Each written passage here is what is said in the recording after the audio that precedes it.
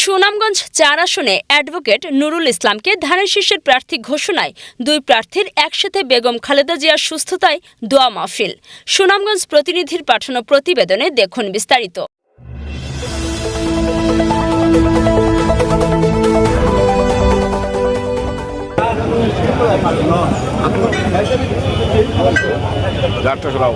সুনামগঞ্জ ২ ও সুনামগঞ্জ ৪ আসনে এই দুটি আসনে ধানের শীষের প্রার্থিতা ঘোষণার পর বিএনপির চেয়ারপারসন বেগম খালেদা জিয়া দ্রুত সুস্থতা কামনায় কোরআন খতম ও দোয়া মাহফিল অব্যাহত রেখেছেন।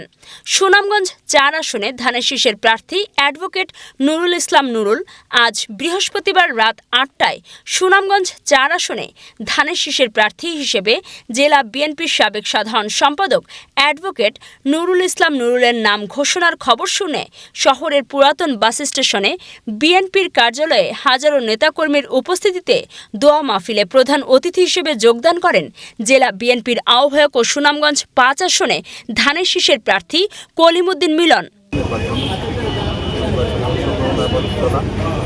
বিশেষ করে দেশনেত্রী বেগম খালেদা জিয়ার জন্য ভারপ্রাপ্ত নেতা এ সময় বিশেষ অতিথি হিসেবে উপস্থিত ছিলেন সুনামগঞ্জ ৪ আসনে ধানের শীষের প্রার্থী অ্যাডভোকেট নুরুল ইসলাম নুরুল।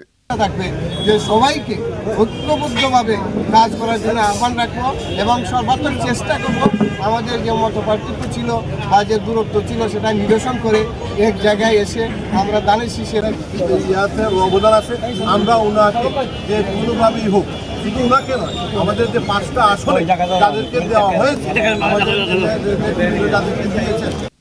দোয়া মাহফিলে আরও উপস্থিত ছিলেন জেলা বিএনপির আহ্বায়ক কমিটির সদস্য আকবর আলী, অ্যাডভোকেট শেরেনুর আলী, আতম মিসবা সহ জেলা উপজেলা ও ইউনিয়ন বিএনপি ও সহযোগী সংগঠনের নেতৃবৃন্দরা উপস্থিত ছিলেন।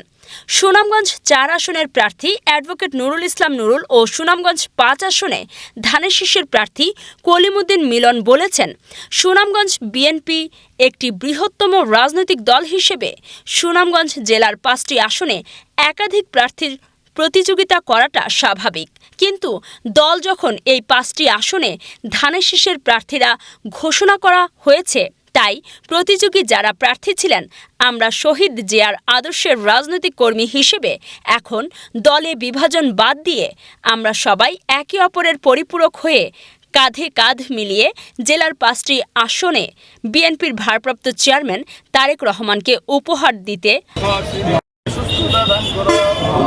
আল্লাহ তুমি বেগম খালেদা তুমি তো জানো তুমি সর্বময় ক্ষমতার মালিক। দেশের তিনবারের প্রধানমন্ত্রী ছিলেন বেগম খালেদা জিয়া। আল্লাহ এই দেশের আল্লাহ তুমি তোমার দরবারে প্রার্থনা করে গেছি। আল্লাহ তুমি আমাদের জীবনের সমস্ত গুণাগুলি মাফ করে দাও।